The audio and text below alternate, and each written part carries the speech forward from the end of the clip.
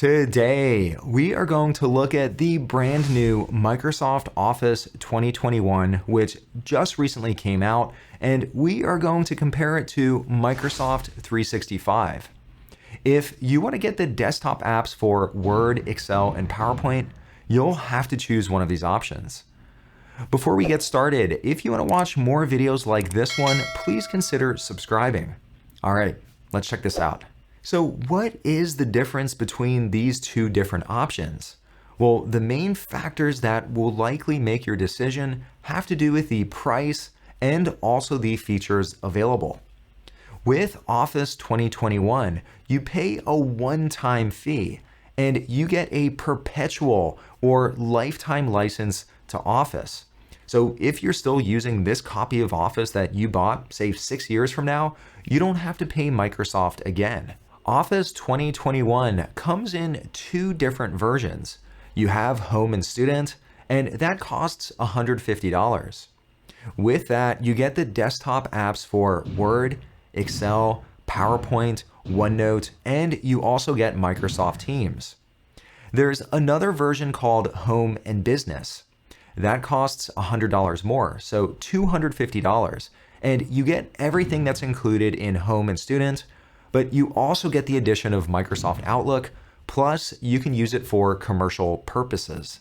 Now, if this option sounds pretty good, unfortunately, there are some downsides. Microsoft definitely wants more people to choose the Microsoft 365 option. With Office 2021, you can only install it on one PC. So if you have two PCs, you'll have to buy another license. Also, with this option, you'll never again get any feature updates. So it truly is what you buy is what you get. This is probably the best option if you really just despise subscription fees and you don't really care about getting all of the latest features. With Microsoft 365, on the other hand, this is a subscription offering. So you'll have to keep paying money over time for the privilege to continue using Word, Excel, and PowerPoint. Now, obviously, this is Microsoft's preferred option, but why would anyone ever choose to get a subscription over a one-time fee?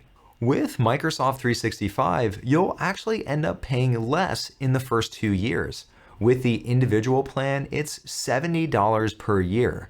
And with the family plan, which is good for up to 6 people, you'll end up spending $100 per year. With Microsoft 365, you get everything that you get in Office 2021, but you get even more. You get up to 6 terabytes of storage space with the family plan, and that's ideal for backing up photos and videos. I know at least I personally do that with all of my videos that I upload onto YouTube. With the family plan, you can install Office on up to 30 different devices. I don't have nearly that many devices around my house, but it's nice to know that that's an option. You also get 60 minutes of international Skype calling. You get access to additional apps like Access and Publisher, and you get many other features and services as well. One of the biggest benefits is it's updated over time. So as Microsoft continues investing in it, and as they continue releasing new features, you'll automatically get them as part of your subscription. The best way to visualize the difference: Microsoft 365 is constantly being updated, and you'll frequently see new features land. While with Office, it's just one point in time, and you'll frequently see a new version come out every 2 to 3 years. Now that we've talked about the high-level differences, what's new in Office 2021? You now have something called real-time co-authoring, and that's available in Word, Excel, and PowerPoint. This allows you to work with others on the same document. The one caveat is your document has to be stored in OneDrive, but you can access at least 5 gigabytes for free. You also get access to modern comments. You can see who's in your document at the same time. There's also been a visual refresh, and it matches the look of Windows 11. You'll see rounded windows, a more neutral color palette, and just overall a softer look. You also get access to stock images and icons. You can use Microsoft Search in the apps to look for functionality or help. Your documents will now auto-save. This way, you don't have to worry about constantly pressing Ctrl S. You can now save documents in the Open Document Format or ODF. There's an updated Draw tab. You could use a sketched style outline. You could enter hex colors in the color picker. There have also been performance updates across the board. In Excel, there are now many new functions. There's a new one called XLOOKUP, which is quite a bit better than VLOOKUP. It allows you to look things up in your spreadsheet. If you want to learn more about XLOOKUP, check out the video right up above. You can now also use dynamic arrays like filter, sort by, and there are many others. You can use the let function, and with the let function, you can assign names to calculation results. You can also use xmatch, and with this function, you can search for a specified item in an array, and you can get the relative position back. You can also set up various sheet views to help you get back to the view that you care about. In PowerPoint, you can now record your presentation using video and audio. You can also record your inking on a slide. In Outlook, you can now instantly search for messages. And lastly, you can also ink to annotate your message in Outlook.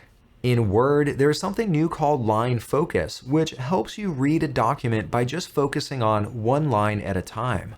Lastly, Microsoft Teams now comes bundled together with Office. Previously, you could download Microsoft Teams, but now it just comes with Office, so you no longer have to go out to get it. So how does all of this new functionality compare to Microsoft 365? Well, it turns out that none of this functionality is new to Microsoft 365. As these new features were developed, they just automatically became part of Microsoft 365. With Office 2019 and then Office 2021, all of these features got bundled, and then every 2 or 3 years, there's a big drop of new functionality. Given all of that, which one should you choose? At least me personally, I have a Microsoft 365 subscription, but then again, I also produce YouTube videos on Office, and I need the latest functionality. I also really like having up to 6 terabytes of space to back things up in OneDrive. To me, that's all very worthwhile. But I can also understand why maybe you don't want another subscription fee. If you're just using Microsoft Word and you need the basic authoring functionality, why pay an ongoing fee? Just pay one time and be done with it. Let me know down below in the comments, which one do you have, or which one are you planning on getting? To watch more videos like this one, please consider subscribing. I'll see you next time.